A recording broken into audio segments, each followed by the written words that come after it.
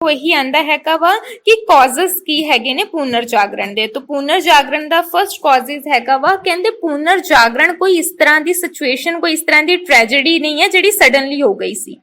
ਪੁਨਰ ਜਾਗਰਣ ਕਹਿੰਦੇ ਕਿ ਹੌਲੀ ਹੌਲੀ ਟਾਈਮ ਟੂ ਟਾਈਮ ਹੁੰਦਾ ਰਿਹਾ ਸੀ। ਠੀਕ ਹੈ, ਕਹਿੰਦੇ ਸਭ ਤੋਂ ਪਹਿਲਾਂ ਇਹਦੇ ਵਿੱਚ ਹੋਇਆ ਸੀ ਇੱਕ ਰਿਲੀਜੀਅਸ ਵਾਰ, ਮਤਲਬ ਧਰਮ ਯੁੱਧ ਹੋਇਆ ਸੀ। ਕਹਿੰਦੇ 11ਵੀਂ ਜਦੋਂ 11ਵੀਂ ਸੈਂਚੁਰੀ ਦੀ ਸਟਾਰਟਿੰਗ ਹੋਈ ਹੈ ਤੇ ਜਦੋਂ 13 ਸੈਂਚੁਰੀ ਦਾ ਅੰਤ ਹੋਇਆ ਵਾ, ਕਹਿੰਦੇ ਉਦੋਂ ਅਸੀਂ ਦੇਖਦੇ ਹਾਂ ਕਿ ਯੂਰਪ ਦੇ ਵਿੱਚ ਇਸਲਾਮਿਜ਼ਮ ਸਮਝਦੇ ਹੋ ਨਾ, ਤੋਂ ਈਸਾਈ ਲੋਕ ਜਿਹੜੇ ਸੀਗੇ, ਕਹਿੰਦੇ ਈਸਾਈ ਲੋਕ ਜਿਹੜੇ ਸੀਗੇ, ਕਹਿੰਦੇ ਉਹਨਾਂ ਦਾ ਇੱਕ ਬਹੁਤ ਹੀ ਜ਼ਿਆਦਾ ਇੰਪੋਰਟੈਂਟ ਪਲੇਸ ਸੀ। ਦਾ ਨੇਮ ਵਾਜ਼ ਯਰੂਸ਼ਲਮ। ਠੀਕ ਹੈ, ਯਰੂਸ਼ਲਮ ਉਹਨਾਂ ਦਾ ਇੱਕ ਪਲੇਸ ਸੀਗਾ, ਰਿਲੀਜੀਅਸ ਪਲੇਸ, ਜਿੱਦਾਂ ਸਾਡੇ ਮੰਦਿਰ ਹੁੰਦੇ, ਟੈਂਪਲ ਹੁੰਦੇ ਆ, ਗੁਰਦੁਆਰੇ ਹੁੰਦੇ ਆ, ਉਹਨਾਂ ਦਾ ਠੀਕ ਹੈ, ਯਰੂਸ਼ਲਮ ਨਾਂ ਦਾ ਇੱਕ ਪਲੇਸ ਸੀਗਾ। ਯਰੂਸ਼ਲਮ ਨੂੰ ਕਹਿੰਦੇ ਲੈ ਕੇ ਮੁਸਲਮਾਨ ਤੇ ਈਸਾਈ ਕਹਿੰਦੇ ਆਪਸ ਦੇ ਵਿੱਚ ਹੀ ਲੜਦੇ ਰਹਿੰਦੇ ਸੀ, ਕਿਉਂਕਿ ਈਸਾਈ ਜਿਹੜਾ ਸੀਗਾ, ਈਸਾਈਆਂ ਦਾ ਤਾਂ ਯਰੂਸ਼ਲਮ ਜਿਹੜਾ ਸੀਗਾ ਇੱਕ ਕਹਿ ਲੋ ਕਿ ਧਰਮ ਸੀਗਾ, ਸਥਾਨ ਸੀਗਾ, ਪਵਿੱਤਰ ਸਥਾਨ ਸੀਗਾ। ਠੀਕ ਹੈ, ਜਿੱਦਾਂ ਸਾਡਾ ਗੁਰਦੁਆਰਾ ਹੁੰਦਾ ਹੈ, ਯਰੂਸ਼ਲਮ ਉਹਨਾਂ ਦਾ ਸਥਾਨ ਸੀ ਈਸਾਈਆਂ ਦਾ। ਮੁਸਲਮਾਨ ਨਹੀਂ ਸੀ ਚਾਹੁੰਦੇ ਕਿ ਯਰੂਸ਼ਲਮ ਉੱਥੇ ਬਣਿਆ ਰਵੇ, ਕਿਉਂਕਿ ਮੁਸਲਮਾਨ ਕੀ ਚਾਹਣਗੇ ਕਿ ਸਾਡਾ ਇੱਥੋਂ ਕੋਈ ਮਸਜਿਦ ਵਗੈਰਾ ਹੋਵੇ, ਈਸਾਈਆਂ ਦੀ ਕਿਉਂ ਚੀਜ਼ ਹੋਵੇ, ਜਿਹਦੇ ਕਰਕੇ ਇਹਨਾਂ ਦੋਹਾਂ ਦੇ ਵਿੱਚ ਫਾਈਟ ਹੋਈ। ਇਹਨੂੰ ਨਾਮ ਦਿੱਤਾ ਧਰਮ ਯੁੱਧ। ਠੀਕ ਹੈ, ਯਰੂਸ਼ਲਮ ਨਾਂ ਦਾ ਇਲਾਕਾ ਵਾ ਜਿਹੜਾ ਕਿ ਈਸਾਈਆਂ ਦਾ ਇੱਕ ਪਵਿੱਤਰ ਸਥਾਨ ਸੀਗਾ। ਠੀਕ ਹੈ, ਕਹਿੰਦੇ ਕਿ ਇਸ ਤਰ੍ਹਾਂ ਅਸੀਂ ਦੇਖਦੇ ਹੈਗੇ ਆ ਕਿ ਲੋਕ ਜਿਹੜੇ ਹੈਗੇ ਆ, ਫਿਰ ਕਹਿੰਦੇ ਅਰਬ ਦੇ ਲੋਕ ਜਿਹੜੇ ਹੈਗੇ ਆ, ਕੁਝ ਅਰਬ ਤੋਂ ਲੋਕ ਆਏ, ਕਹਿੰਦੇ ਕਿ ਉਹਨਾਂ ਨੇ ਕੀ ਕੀਤਾ, ਯੂਨਾਨ ਦੇ ਲੋਕਾਂ ਦੇ ਨਾਲ ਅੱਛੇ ਰਿਲੇਸ਼ਨ ਬਣਾਉਣੇ ਸਟਾਰਟ ਕਰ ਦਿੱਤੇ। ਠੀਕ ਹੈ, ਪਹਿਲਾਂ ਤਾਂ ਇਹਨਾਂ ਦੇ ਵਿੱਚ ਧਰਮ ਯੁੱਧ ਹੋਇਆ। ਠੀਕ ਹੈ, ਯੂਰਪ ਦੇ ਵਿੱਚ ਈਸਾਈ ਰਹਿੰਦੇ ਸੀ, ਹੁਣ ਅਰਬ ਦੇ ਲੋਕ ਵੀ ਆਏ, ਉਹ ਵੀ ਯੂਰਪ ਦੇ ਵਿੱਚ ਚਲੇ ਗਏ। ਇਹਦਾ ਮਤਲਬ ਅਰਬ ਦੇ ਲੋਕਾਂ ਦਾ ਯੂਰਪ ਦੇ ਲੋਕਾਂ ਦੇ ਨਾਲ ਕਨੈਕਸ਼ਨ ਅੱਛਾ ਹੋ ਗਿਆ। ਠੀਕ ਹੈ, ਇੰਨੀ ਚੀਜ਼ ਨੂੰ ਯਾਦ ਰੱਖਣਾ, ਜਿਹਦੇ ਕਰਕੇ ਕਹਿੰਦੇ ਦੋਹਾਂ ਤਰ੍ਹਾਂ ਦੇ ਲੋਕਾਂ ਨੇ ਇੱਕ ਦੂਜੇ ਦਾ ਕਲਚਰ ਜਿਹੜਾ ਹੈਗਾ ਵਾ ਉਹਨੂੰ ਐਕਸੈਪਟ ਕਰ ਲਿਆ। ਕਿਹਨਾਂ ਨੇ? ਈਸਾਈਆਂ ਨੇ ਅਰਬ ਦੇ ਲੋਕਾਂ ਦਾ, ਅਰਬ ਦੇ ਲੋਕਾਂ ਨੇ ਈਸਾਈਆਂ ਦੇ ਲੋਕਾਂ ਦਾ ਜਿਹੜਾ ਕਲਚਰ ਸੀਗਾ ਐਕਸੈਪਟ ਕਰ ਲਿਆ। ਠੀਕ ਹੈ, ਸੋ ਕਹਿੰਦੇ ਧਰਮ ਯੁੱਧ ਦੇ ਵਿੱਚ ਜਿਹੜਾ ਜਿਹਦੇ ਕਰਕੇ ਕਹਿੰਦੇ ਲੋਕ ਆਪਸ ਦੇ ਵਿੱਚ ਕਲੋਜ਼ ਹੋਏ, ਇਹਨਾਂ ਦੀ ਆਪਸ ਦੇ ਵਿੱਚ ਡਿਵੈਲਪਮੈਂਟ ਹੋਈ। ਇਹਨਾਂ ਦੀ ਜਦੋਂ ਆਪਸ ਦੇ ਵਿੱਚ ਡਿਵੈਲਪਮੈਂਟ ਹੋਈ ਨਾ, ਤੇ ਲੋਕਾਂ ਦੇ ਵਿੱਚ ਇੰਟੈਲੀਜੈਂਸ ਆਣੀ ਸਟਾਰਟ ਹੋ ਗਈ, ਮਤਲਬ ਲੋਕ ਹੁਸ਼ਿਆਰ ਹੋਣੇ ਸਟਾਰਟ ਹੋ ਗਏ ਸੀਗੇ। ਉਹਨਾਂ ਨੂੰ ਇਹ ਚੀਜ਼ ਸਮਝ ਆਉਣ ਲੱਗੀ ਸੀਗੀ ਕਿ ਉਹਨਾਂ ਦਾ ਜਿਹੜਾ ਲਾਈਫ ਸਟਾਈਲ ਆ ਨਾ, ਉਹਨਾਂ ਨੂੰ ਇੱਕ ਕਿਸਮ ਦਾ ਸੀਮਤ ਕਰ ਦੇਣਾ ਚਾਹੀਦਾ ਵਾ। ਠੀਕ ਹੈ, ਲੋਕ ਜਿਹੜੇ ਸੀਗੇ ਨਾ ਪੁਰਾਣੇ ਟਾਈਮ ਪੀਰੀਅਡ ਦੇ ਮਿਡਲ ਕਲਾਸ ਫੈਮਿਲੀ ਦੇ ਲੋਕ ਜਿਹੜੇ ਸੀ, ਉਹਨਾਂ ਦਾ ਵਿਸ਼ਵਾਸ ਸੀਗਾ ਕਿ ਸਾਰੀਆਂ ਦੀਆਂ ਸਾਰੀਆਂ ਜਿਹੜੀਆਂ ਲੋੜਾਂ ਹੈਗੀਆਂ ਨੇ ਨਾ, ਮਤਲਬ ਜੋ ਜਨਮ ਮਰਨ ਯਾਨੀ ਕਿ ਬਰਥ ਔਰ ਡੈਥ ਹੈਗੀ ਆ, ਜੋ ਅਗਰ ਅਸੀਂ ਇਹਨਾਂ ਨੂੰ ਖਤਮ ਕਰਨਾ ਵਾ, ਅਸੀਂ ਬੋਲਦੇ ਨਾ ਇਹਨਾਂ ਚੱਕਰਾਂ ਚੋਂ ਮੁਕਤ ਹੋਣਾ ਵਾ, ਤਾਂ ਕਹਿੰਦੇ ਕਿ ਸਾਨੂੰ ਇਹ ਸਾਰੀਆਂ ਚੀਜ਼ਾਂ ਤੋਂ ਮੁਕਤੀ ਕੌਣ ਦਿਵਾ ਸਕਦਾ ਵਾ? ਈਸਾਈ ਤੇ ਚਰਚ। ਠੀਕ ਹੈ, ਤਾਂ ਸਭ ਤੋਂ ਪਹਿਲਾਂ ਮੈਂ ਕੀ ਬੋਲਿਆ, ਈਸਾਈਆਂ ਦਾ ਇੱਕ ਪਲੇਸ ਸੀ, ਦਾ ਨੇਮ ਵਾਜ ਯਰੂਸ਼ਲਮ।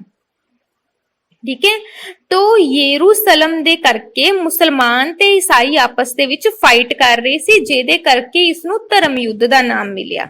ਉਸ ਤੋਂ ਬਾਅਦ ਅਰਬ ਦੇ ਲੋਕ ਆਏ। ਅਰਬ ਦੇ ਲੋਕ ਜਦੋਂ ਇੱਥੇ ਆਏ, ਇਹਨਾਂ ਨੇ ਈਸਾਈ ਲੋਕਾਂ ਦੇ ਨਾਲ ਕੋਆਪਰੇਟ ਕਰਨਾ ਸਟਾਰਟ ਕਰ ਦਿੱਤਾ, ਅੱਛੇ ਰਿਲੇਸ਼ਨ ਬਣਾਉਣੇ ਸਟਾਰਟ ਕਰ ਦਿੱਤੇ, ਇਹਨਾਂ ਦੇ ਕਲਚਰ ਨੂੰ ਐਕਸੈਪਟ ਕਰਨਾ ਸਟਾਰਟ ਕਰ ਦਿੱਤਾ। ਠੀਕ ਹੈ, ਇਹਦੇ ਨਾਲ ਕੀ ਹੋਣ ਲੱਗਾ, ਅਰਬ ਦੇ ਲੋਕਾਂ ਦੇ ਕਰਕੇ ਯੂਰਪ ਦੇ ਲੋਕ ਵੀ ਇੰਟੈਲੀਜੈਂਟ ਹੋਣ ਲੱਗ ਗਏ। ਉਹਨਾਂ ਨੇ ਸੋਚਿਆ ਕਿ ਜੇ ਜਨਮ ਤੇ ਮਰਨ ਏਦਾਂ ਦੀਆਂ ਸਾਰੀਆਂ ਜਿਹੜੀਆਂ ਚੀਜ਼ਾਂ ਹੈਗੀਆਂ ਨੇ ਪੂਰੀਆਂ ਹੋ ਸਕਦੀਆਂ ਨੇ ਜੇ ਅਸੀਂ ਈਸਾਈ ਨੂੰ ਅਪਣਾ ਲਈਏ, ਚਰਚ ਨੂੰ ਐਕਸੈਪਟ ਕਰ ਲਈਏ। ਠੀਕ ਹੈ, ਸੋ ਇਸ ਤਰ੍ਹਾਂ ਕੀ ਹੋ ਗਿਆ, ਇਹ ਇੱਕ ਨਵੀਂ ਤਰ੍ਹਾਂ ਦੀ ਸੱਭਿਅਤਾ, ਇੱਕ ਨਵੇਂ ਤਰ੍ਹਾਂ ਦਾ ਕਲਚਰ ਜਿਹੜਾ ਹੈਗਾ ਵਾ, ਉਸਨੂੰ ਉਹਨਾਂ ਨੇ ਅਪਣਾਣਾ ਸਟਾਰਟ ਕਰ ਦਿੱਤਾ। ठीक है, अगर मेरी आवाज नहीं आएगी ना तो लिख देना कि मेरी आवाज नहीं आ रही है, या बोल देना कि मेरी आवाज कट के आ रही है, कुछ भी।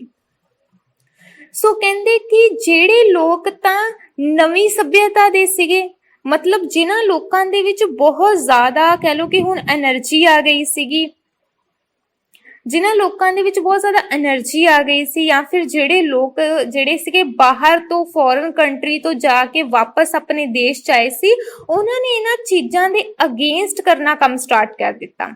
ਉਹਨਾਂ ਨੇ ਇਹ ਚੀਜ਼ ਬੋਲੀ ਕਿ ਆਹ ਜੋ ਈਸਾਈ ਹੈ, ਜੋ ਚਰਚ ਹੈ, ਇਸ ਨੂੰ ਐਕਸੈਪਟ ਕਰਨ ਦੀ ਕੋਈ ਜ਼ਰੂਰਤ ਨਹੀਂ ਹੈ, ਕਿਉਂਕਿ ਲੋਕਾਂ ਦੇ ਵਿੱਚ ਕੀ ਆ ਗਿਆ ਸੀ, ਜਾਗ੍ਰਿਤੀ ਆ ਗਈ ਸੀ। ਲੋਕ ਜਾਗ ਗਏ ਸੀ ਕਿ ਜਨਮ ਮਰਨ ਦੇ ਵਿੱਚ ਵਿਸ਼ਵਾਸ ਰੱਖਣਾ ਜਾਂ ਕਿਸੇ ਇੱਕ ਧਰਮ ਦੇ ਨਾਲ ਬਿਲੋਂਗ ਕਰਨਾ, ਇੱਕ ਧਰਮ ਨੂੰ ਮੰਨਣਾ, ਇਹ ਸਭ ਚੀਜ਼ਾਂ ਫਜ਼ੂਲ ਨੇ।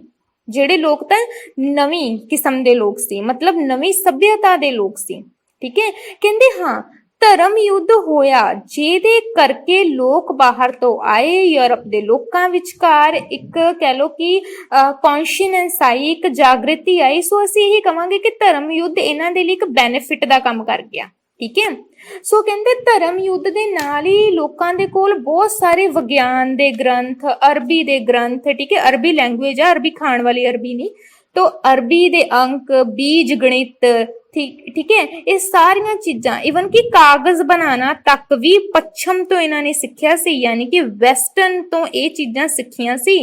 वैसटर्न तो ये सारियां चीजां यूरोप दे विच आ रहीआं सीगीआं। कहंदे इन्हां चीजां तो स्पष्ट हुंदा वा कि ये जिन्ने जिन्ने नवे नवे थॉट्स ने, नवे नवे विचार ने, बिल्कुल जी बिल्कुल। कॉलेज है, जाना चले जाओ, है ना, गुड क्वेश्चन।